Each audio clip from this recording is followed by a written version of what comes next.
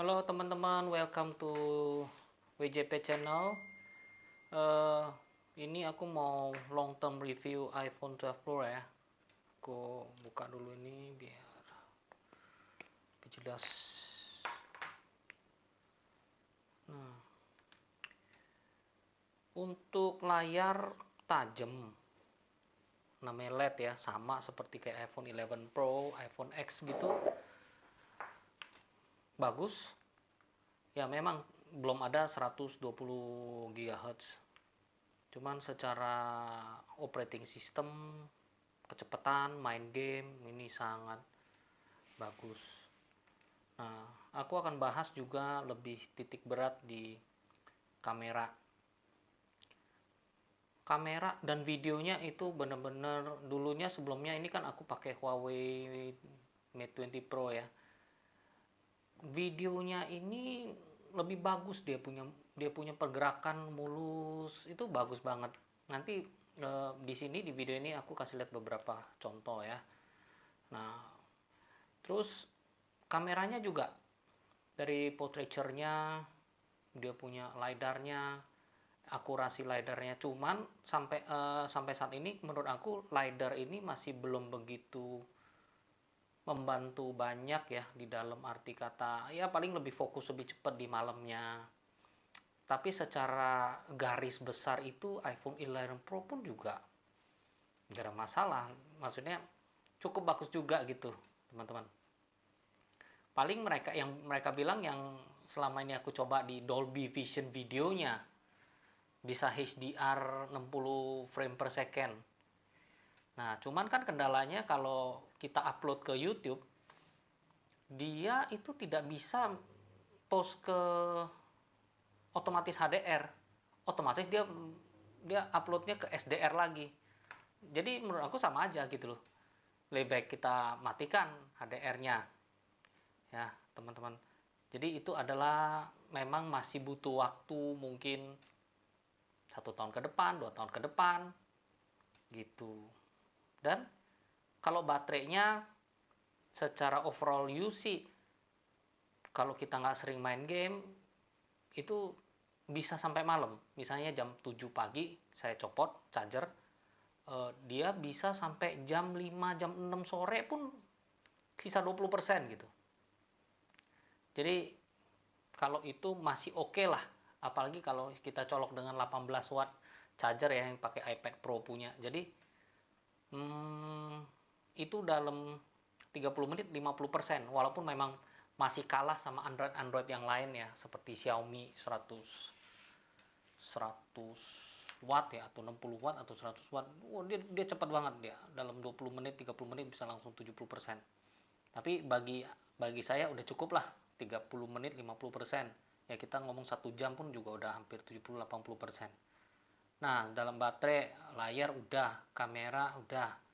Kamera untuk night mode-nya yang mereka gembar-gemborkan mengenai LiDAR juga memang belum ada spesialnya, paling lebih cepat. Ya, terus bisa night mode di ultra wide ya. Tapi seberapa sering kita foto ultra wide dan kita harus pakai tripod? Kan pertanyaan itu. Jadi secara praktikal masih belum begitu signifikan menurut aku. Yang orang yang mau upgrade itu mereka biasanya lihat di desainnya aja, mereka mau upgrade. Tapi kalau saya punya iPhone 11 Pro teman-teman, atau iPhone 11 Pro Max, saya tidak akan upgrade ke iPhone 12. Saya akan loncat, tunggu tahun ini punya, karena kan 120 rumornya, 120 GHz ya. Balik lagi kan juga incremental upgrade, kecuali memang teman-teman budgetnya tidak berseri ya silakan gitu, iPhone 11 ke iPhone 12, iPhone 13 silakan.